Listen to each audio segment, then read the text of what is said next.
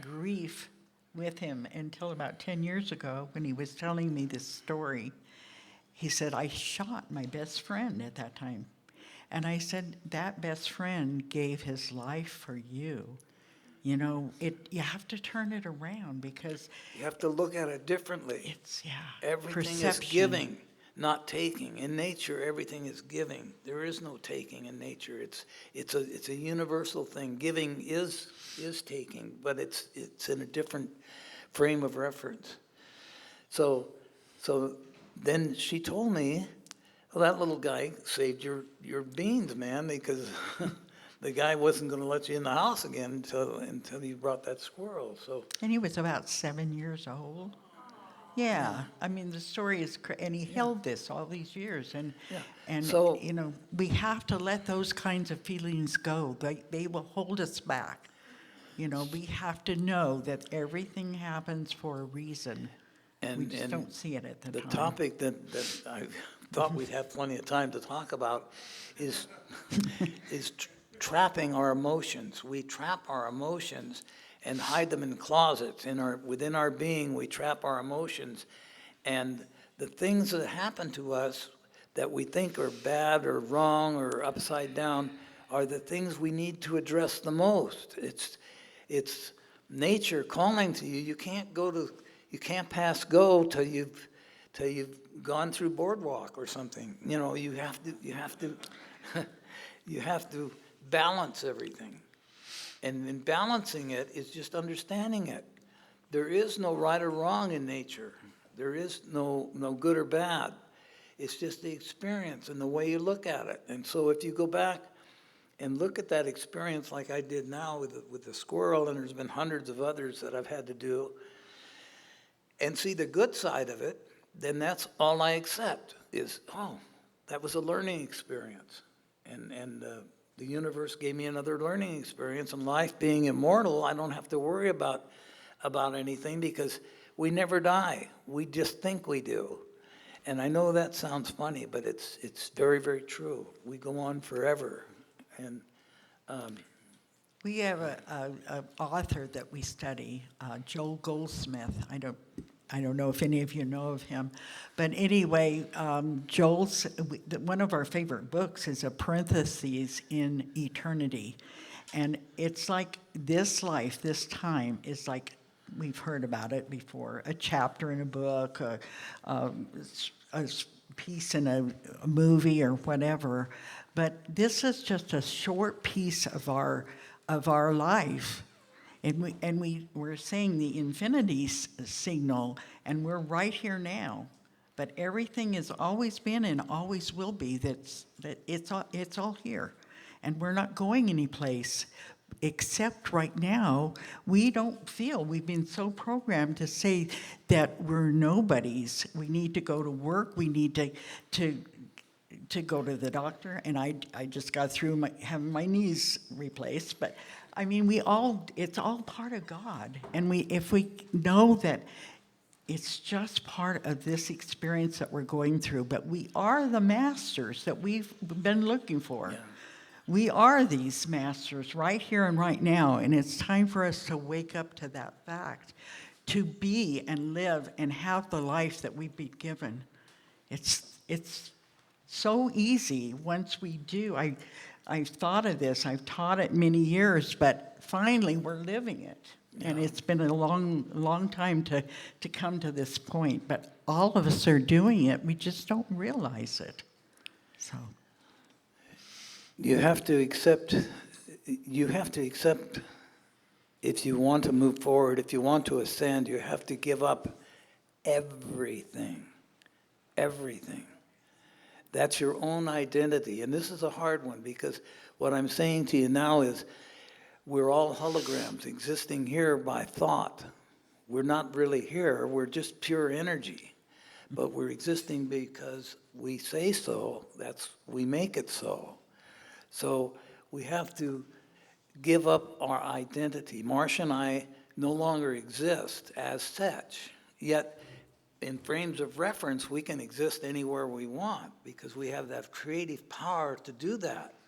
But we no longer accept Ralph and Marcia as being anything less than a perfect part of a multiverse that goes on forever and expands itself in different directions, in different ways. And so that you say, well, what if you're asked, what did you do when you were 5 years old or 6 years old, or how did you get here, and what did you do? Well, you have to let all that go. Just don't remember anything like that. Because when you know nothing, when you need it, when you're really being pressed against the stone, it will come to you. It always does, and it never fails. It'll always be there for you. So you don't have to remember. You don't have to, what did I do when I was 5, or what grade was I in? No, don't worry about it, because it'll come to you metaphorically, which is even greater than trying to detail it out. Metaphorically means, yeah, now I remember, and it'll give a picture to somebody that will put them in locked into where you were at that age that they were asking about, because it never fails. And you've given it to the universe, and the universe is your Akashic records, and you don't have to keep memory anymore. But when you need it and you want it, you can always create it, because you're operating from a creative being standpoint. You are being creative. You're not being a synthetic operative that's responding on external energy. You're operating on internal energy that comes through feeling, about knowing who you are and where you are, and that we are all living in the ethers, and we forgot it, and we think we're all a bunch of humans. And we are, because we say so. And there's nothing wrong with that. There's nothing wrong with any of it. There's nothing wrong with anything, except when it interferes with your feelings and causes you to feel less than perfect, or less than good, or less than, always feel satisfied with yourself. And this appreciation brings that into play, because we've gone to places that, oh my God, what are we doing here, Marcia? This is, and then Marcia will tell me, appreciate it, Ralph, because look what you're comparing it with. I'm appreciating this with that, which is totally different, that we don't have to live that way. We came here, and we've got a nice place to stay, thanks to our beloved friends here who gave us a nice place to stay here. But I understand some people are sleeping in their cars, because the prices of the motels are outrageous, and they can't. Well, we're appreciating where we're at, because we don't have to be where they're at. And it's not that we weren't there at one time. I slept in my car a lot of times when I was growing up, but it's just the difference of accepting appreciation and comparing it with who you really are, not who you think you are.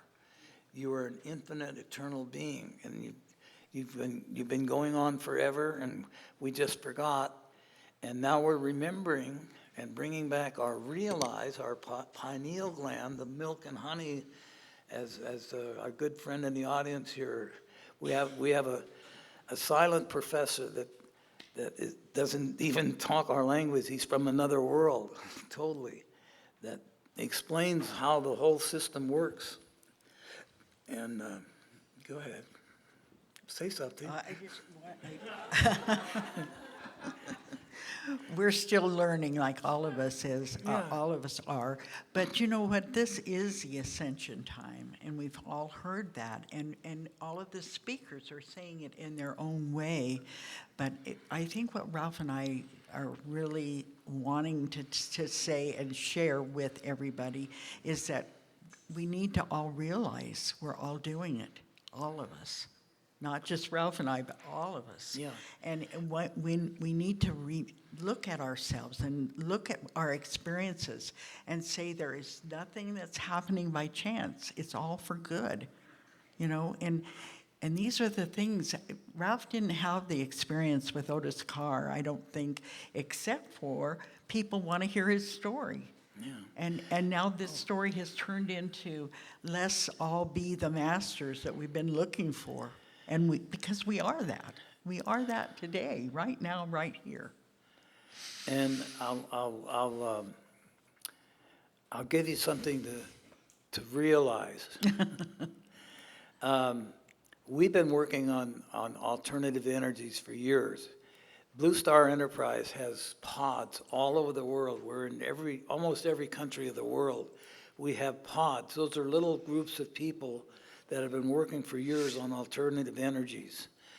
And we have brought them to resonant frequency. We've got them all working on magnetic energy.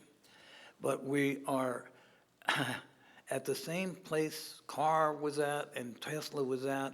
The people have not made themselves ready to accept alternatives. They want to go back to creature comforts or the old way of life and stuff. And it's no longer feasible because our whole system is changing to a multi-dimensional, fifth-dimensional, etheric way of life. We're going to have to be the spiritual beings that we are, whether we like it or not, because that's where we're going. That's who we are.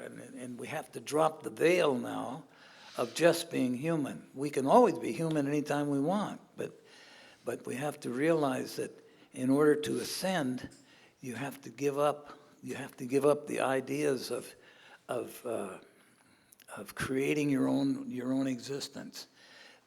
If you allow nature to work with you, it'll create it for you, with you, and of you, and as you. It will work through you, and it's quite peaceful.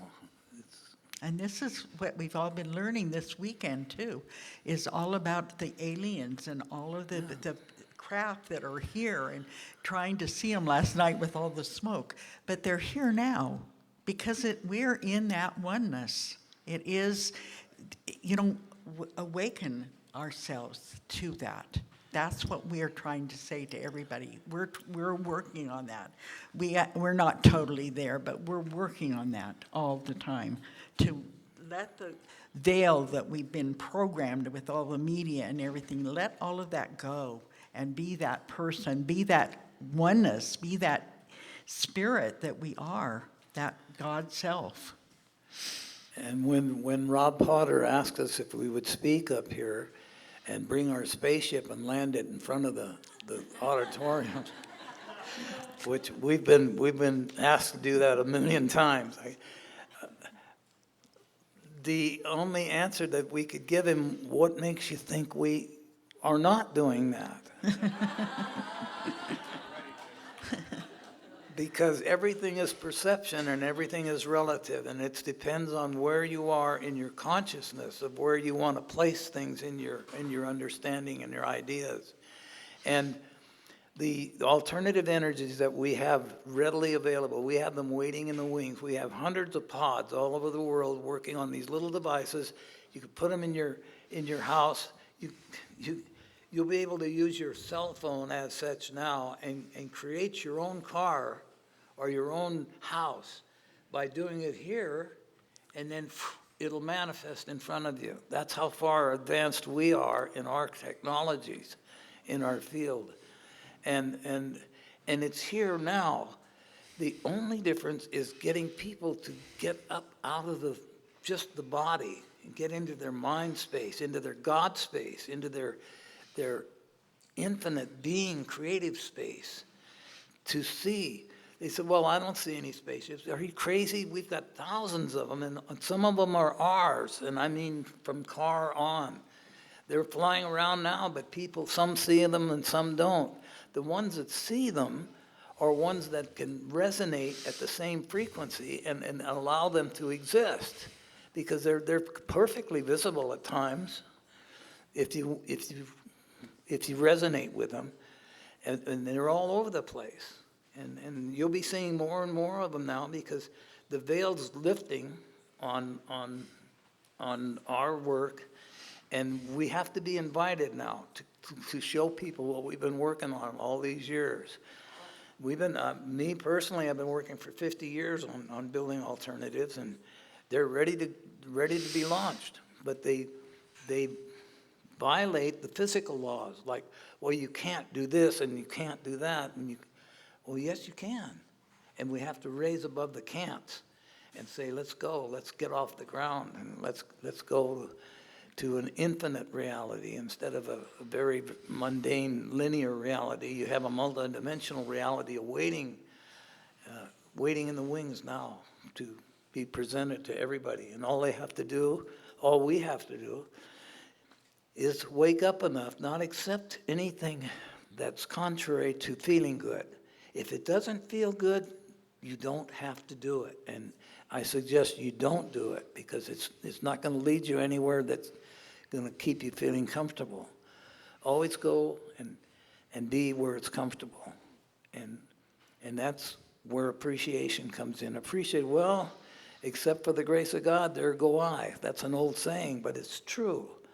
Always appreciate where you're at in your consciousness and with your belief system, with your understanding and appreciation of the divine essence that's within us, the God within us. And know that everything will come to you as you release and let go of things. You don't have to think about them anymore, because the next thing you know, they'll be showing up. Marcia ran out of suitcases one time, and she was frustrated, and she got a little anxious about creating. She said, I need this suitcase right now.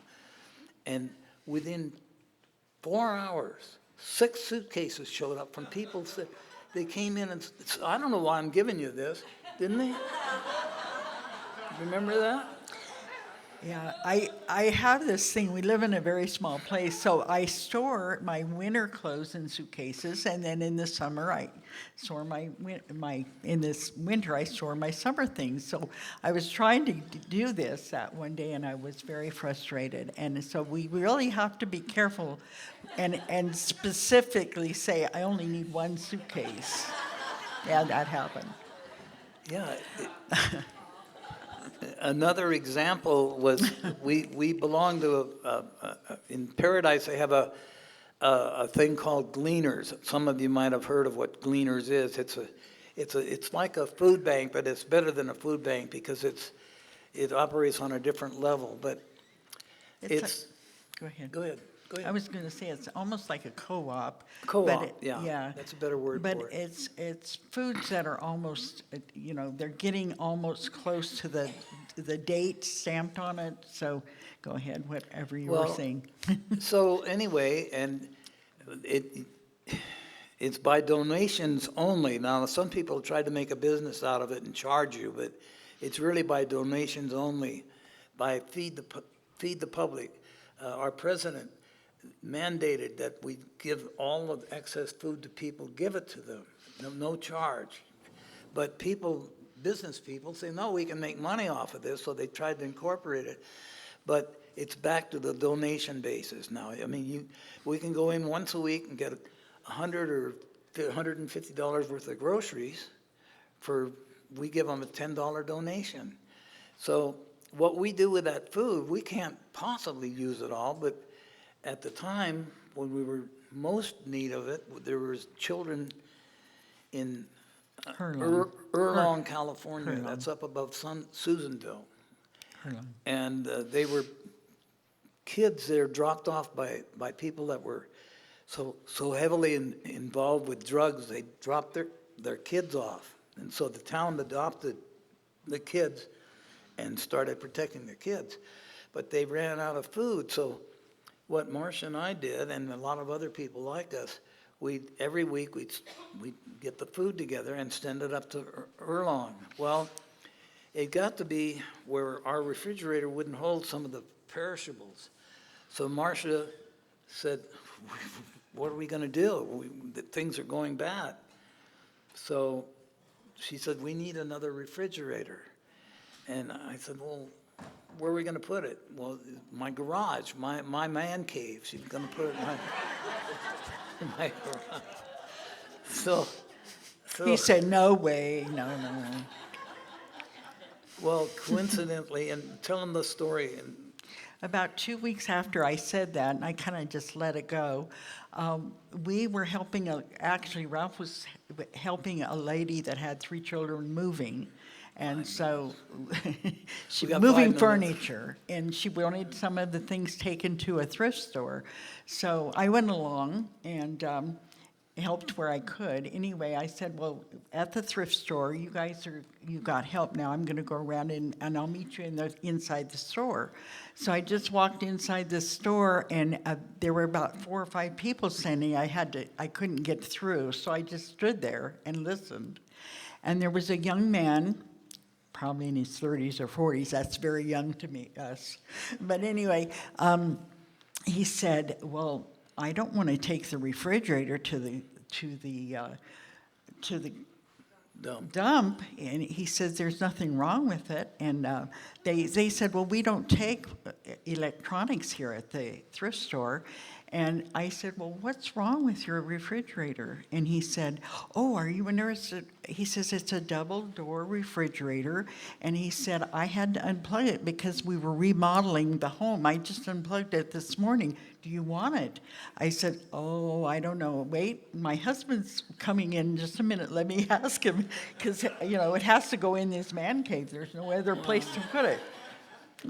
Well, anyway, Anyway, we got long it. story In 2 short, weeks, we got a refrigerator. she got the refrigerator, and there was enough storage there to take care of our goods and everything. But everything, in fact, one other quick incident this one actually started it all. I happen to love lychee. It's an oriental fruit that I just love. I crave lychee, and so we've always had it on hand, but we ran out. This was in Phoenix, Arizona, and we ran out of lychee. And so I said, well, let's go find a store for lychee. Oriental stores usually have it. But we were in a hurry, and we were trying to pace ourselves because we had a lot to do. And for some reason, our feelings led us to the 99-cent store. And we parked, and we went in the 99-cent store. I said, what are we doing here? We're looking for lychee. He said, well, let's look around for something else or whatever. And I said, no, I've got this feeling that lychee's here. So In a 99-cent store? No. 99-cent store. No. And I said, That's well, what I was saying, no. she was even doubting me. She says, no. And I said, no, I know it's here. So I went into the fruit section, and there was cans of peaches and pineapple and all that stuff. And I said, I know it's here. And I started putting them on the floor, and everybody was watching me, but I was digging in the back, and I pulled out a can of lychee. And I said, well, we need 8 of them. And I reached in and pulled another one and another one. She says, wait a minute. And she put her hand in. Go ahead. I thought, okay, I can do this too, the ego. Anyway, I was able to get another one. And so we had 4 cans, I think, in this one position. And we asked, Ralph asked one of the clerks that came by, and they said, no, we don't have carry lychee. We don't carry lychee. So Ralph said, I think you wanted 9 cans. And we went, he says, I still need more, Marcia. And so we went around and To the vegetable section, and I reached behind the vegetables, and I pulled out 4 more cans of lychee. And the bottom line to this is when we got home and we looked at the bill, there was no lychee on the bill. I mean, they don't carry it. But we went home with it. But they took our money for it, of course. It just happens magically. It happens when you let yourself go and do those things. Nothing is impossible. Don't accept impossible. It doesn't exist. I guess we're being prompted to say goodbye for now. Thank you. Thank you. We love you guys.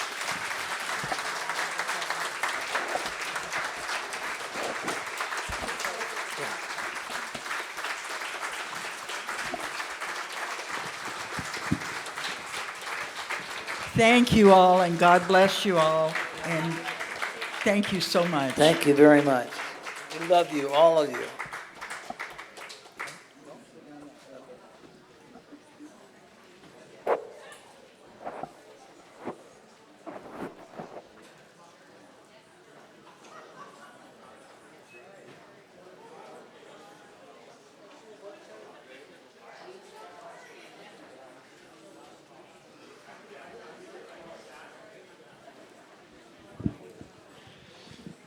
Magnificent, magnificent, magnificent. Thank you, Ralph and Marcia, so much.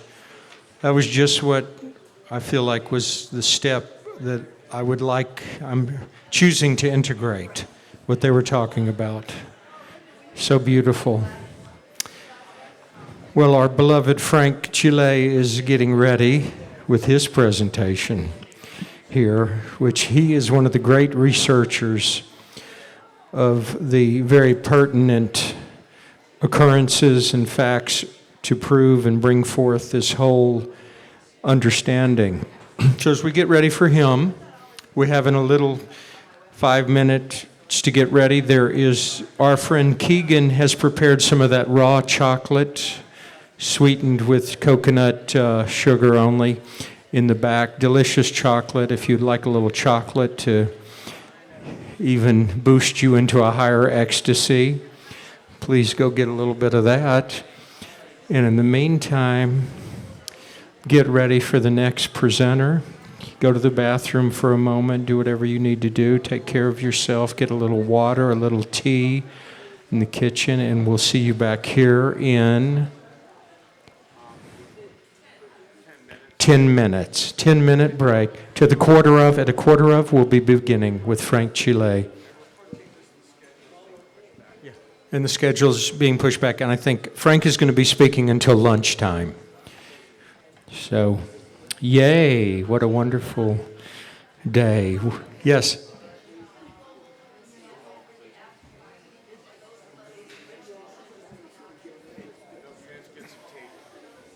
We have Frank, and then we're going to have lunch.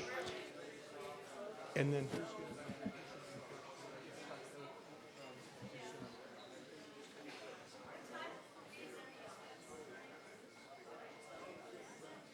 I think we're switching it around where maybe Omnek is coming after lunch, then our beloved